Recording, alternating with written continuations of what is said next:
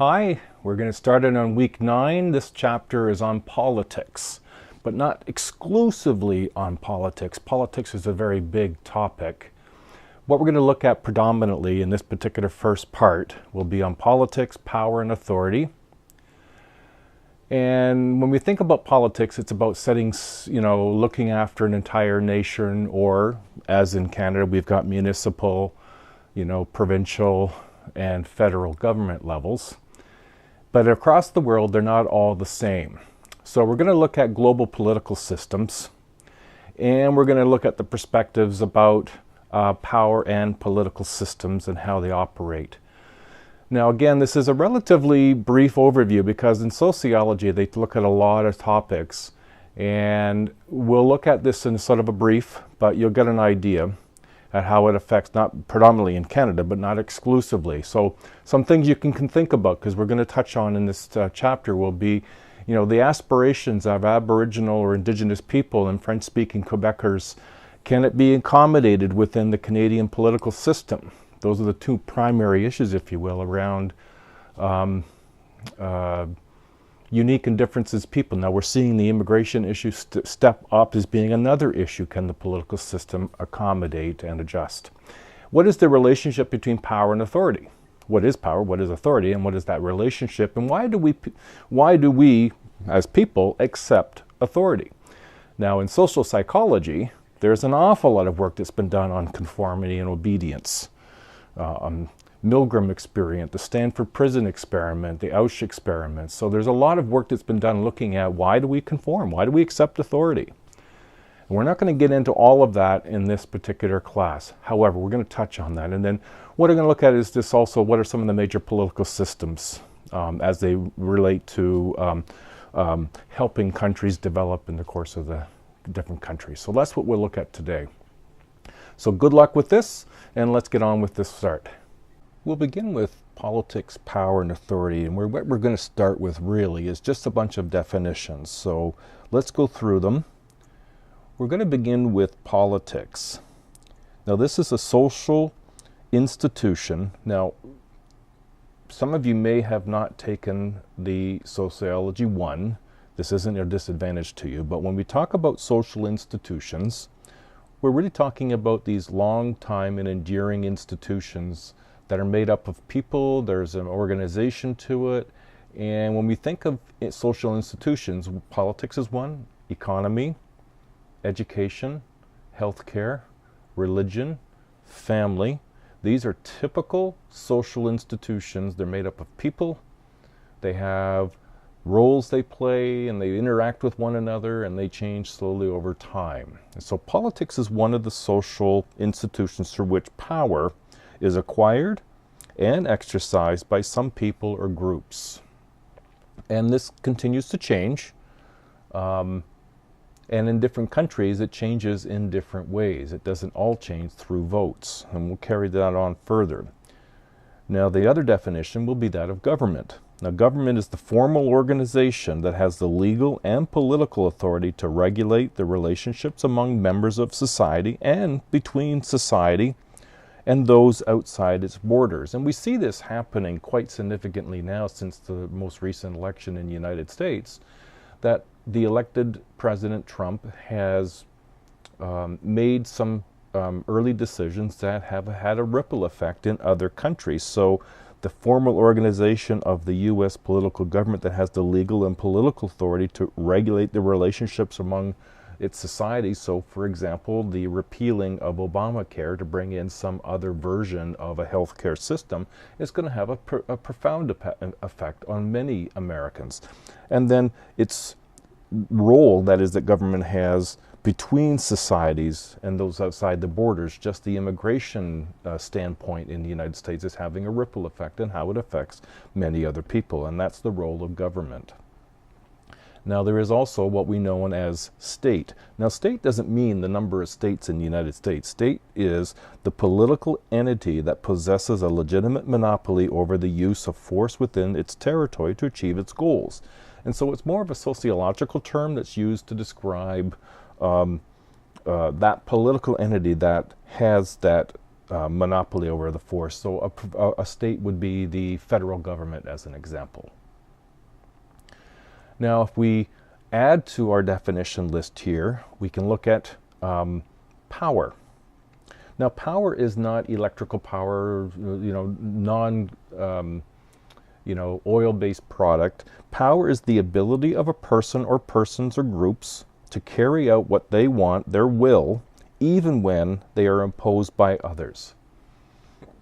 And so that's an important note, that even though, and I'm sorry if I'm going to continue to bring up in this particular chapter here the U.S. Dynamic, because it's had such a profound impact, and it's really highlighting some of the elements within what we're talking about in this chapter. So when we think about power, the role of what the President of the United States, but that for that matter the Prime Minister of Canada and other countries, have the ability, or when they have the ability, to make changes in spite of there being oppositions, that is what is labeled sociologically as power. And then the last definition on this part here will be that on authority. Authority, well, that's power that people accept as legitimate rather than coercive. So authority would be, the belief by people that those decisions that are made to influence public policy, education, the economy, if that's the Prime Minister, if that's the President, then we accept that as being the authority by which to make those decisions. It's not somebody else who's self-imposed, here's the decisions I'm going to make and I have no legitimate authority. People accept this as legitimate authority to have the kind of influence and power over their own society. So when we consider the ideal types of authority, or types of authority, well, there's three major types. Charismatic is considered one type. It's where power is legitimized on the basis of the leader's exceptional personal qualities. Now, for example, Winston Churchill, Jesus, Napoleon, Martin Luther King, Pierre Elliott Trudeau are all considered examples of charismatic leadership. Now, there's a sort of a downside to charismatic leadership, and it's what's called the routinization of charisma. And this refers to the succession of charisma by a bureaucracy controlled by the rational established authority, or by a combination of traditional and bureaucratic authority. Now, essentially what it's trying to communicate is that someone who is described as a charismatic type of authority, their authority doesn't transfer well to other people or in succession. That is, when they leave office and someone else comes in, it doesn't transfer over very well. It's unique to that individual and what they bring to the dynamic. And so an alternative form of authority is what's known as the traditional form. And this is where the power that is legitimized by respect of long-standing customs. So this is common in pre-industrial societies, and persons that were kings, queens, pharaohs, and emperors. Now, as societies industrialize, these kinds of authority figures decline. And so the traditional one seems to be falling on its way out in more industrialized countries. You find them in less industrialized countries still. And then the last, and perhaps the one that we seem to have more awareness of, is what's known as the rational legal. And this is where power that is legitimized by law or written rules and regulations. And so they're similar to bureaucratic authority, clear-cut division of labor, a hierarchy-based sort of organization, and formal rules. It's common in industrialized and post-industrial societies. All right, carrying on, we're going to move into the global political systems.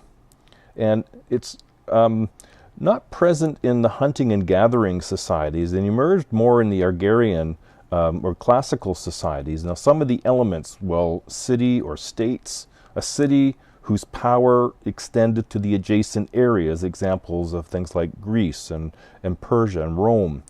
Now, nation states from about the 12th to the 15th century in Europe, these were units of political organizations that had recognizable national boundaries and citizens who possessed specific legal rights and obligations. There are about 190 nation states currently in today's world. Now, if we think of the different types of political systems in all of these countries, monarchies are probably are a political system in which power resides in one person or family and is passed from generation to generation through lines of inheritance. Common in the agrarian societies, now there are what's known as absolute monarchies. These are based completely on inheritance or on some sort of divine right. Many monarchies of the medieval societies followed this and used this. Now, limited monarchies, on the other hand, these are where rulers depend on nobles. Now, we don't see as many of these anymore. And then there's a constitutional monarchies. So these are symbolic rulers. The current system of Great Britain or Japan, for example, would be constitutional monarchies. Now, monarchies are not the only political system. In the world, we see also authoritarian systems. Authoritarian systems controlled by a ruler who deny popular participation in government. There's all sorts of variable examples throughout the world. Dictatorships, this is where one person rules and one person is in control. And totalitarian system is in which a state seeks to regulate all aspects of a person's public and private life, saying what you can and cannot do, not only out in public, but in your own home. And that would be a totalitarian authoritative system. And we don't see a lot of these. In fact, these aren't necessarily successful. They run into power struggles where one other faction or group will rise up and fight that group in order to wrestle the power away. Now, in North America and other parts of Europe, we understand and utilize a system that's known as democracy. This is a system controlled by this is a political system in which the people hold the ruling power either directly or through elected representatives. Now, there's two different variations. One is known as participatory, and this is where all citizens are involved. This would be more the ancient times in Athens, for example. And then more what we're familiar with, representative, where citizens vote for their representative. This is a more modern democracy. So if we were looking at what do the theorists think and how do they view politics, let's have a look.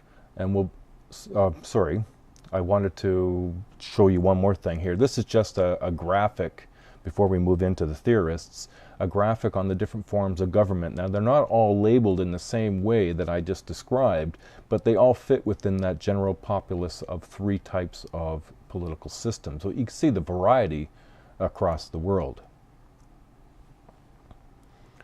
Now we will look at the theorists, and we're going to begin with functionalists. Now, functionalists, they hold out what they call the pluralistic model. And with the pluralistic model, there are four main functions: maintain law and order, plan and directing society, meeting social needs, and handling international relations and things like welfare and the likes of that within a particular country. The pluralist model, the power in the political system is widely dispersed throughout many competing interest groups. And this is an important element from a functionalist perspective, is the role of special interest groups. Special interest groups, these are political coalitions made up of individuals or groups that share a specific interest that they wish to protect or advance with the help of the political system. So, for example, gay rights, same-sex marriage issues, banking groups, business groups, women's rights groups. The purpose is usually in providing a voice for people who may be small in number, the homosexual people who may be small in number, Aboriginals who may be small in number, and provide them with a voice that gets the ear of the political system. Too much pluralism may lead to a lack of focus on broad social issues and focus too much on a particular issue, termed identity politics. So the risk here is, of course, that you get too many special interest groups trying for the ear of the political system. There's a tendency for things to get watered down. And so there is a risk, if you will, with special interest groups. The future, well, growth of special interest groups is likely, and pluralism is likely from the functionalist perspective. So let's move on. We'll move from functionalists into the conflict. Now, their model represents what's known as the power, the elite models. Now, the theme here is the government serves a small number of elites or privileged people. It's known as the elite model. Power in a political system is concentrated in the hands of a small group of elites, and the masses are relatively powerless. Now, there are variations. SteveMillers, we mentioned him back earlier in the semester. He talked about the power elite, and you can see that sort of inner circle there. These are leaders of the top businesses, the executive branch of the federal government, and the military. It looks at the ruling class, those who are the corporate rich, who make up less than 1% of the population. They may not hold elected positions, but they have more power than those who are elected. Now, you might remember at least the demonstrations that occurred 2 years ago arguing against the 1%, and this is where the conflict theorists come into this. Let's move out of, this is just looking at the comparison. You'll find this in your textbook, figure 13.1, the comparison of the pluralist model and the elite model. If we move into the feminist perspective, gender is an important issue to feminists, as it always is. Until suffrage, women had little or no voice at all. Now, the picture you're seeing here is what is known as the famous five, the five primary women involved in the early feminist movement. Some of the changes that were brought on in large part by these five women. 1903, women could not vote. Then 1918, women can vote in the federal elections. By 1940, women could vote in Quebec. By 1949, they could vote in Newfoundland. Now, between the 1921 and 1968, there were only 27 women who were elected to federal government. Now, starting in 2008, 22% of all elected officials were women. And when that number has grown marginally, it's not growing to the same extent as one might think, given how long this has been an issue. There's only been one Canadian Prime Minister and one provincial premier. Now, these are changing. We're seeing more examples where women are entering into political leadership ring and are having more success. And this is partly that the feminists having an impact on the overall system of recognizing the strength and the ability of women.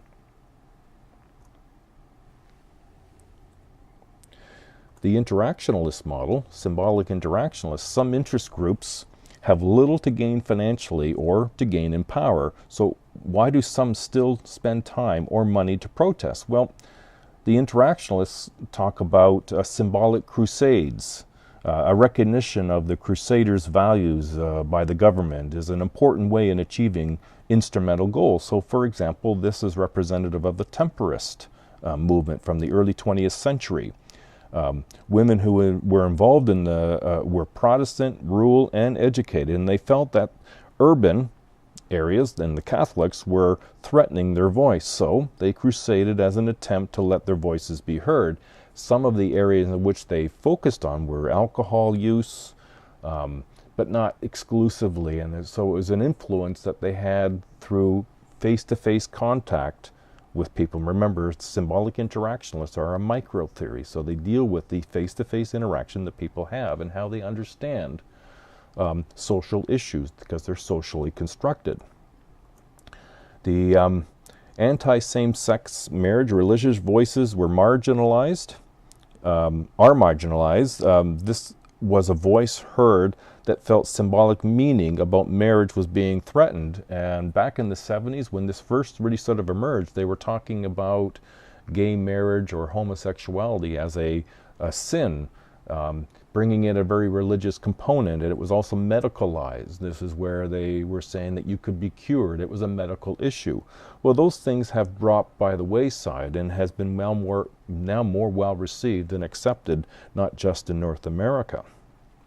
And this has been through the social interaction and the construction of what is same-sex marriage and what is gender. It's been socially constructed over time.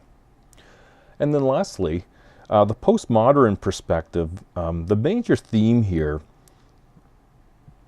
is that the state is actually controlling people in a less representative way by providing them with, I don't know, incentives that by enlisting members of the community to conform behavior.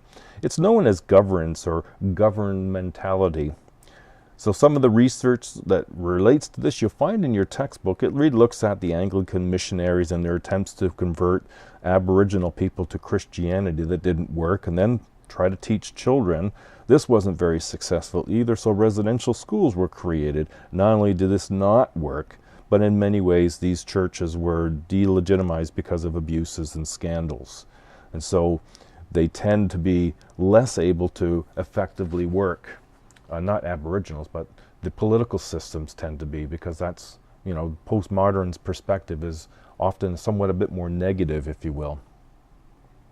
Okay, there we are, the first part of chapter on politics. So I hope this is going well for you, and keep up the good work, everybody.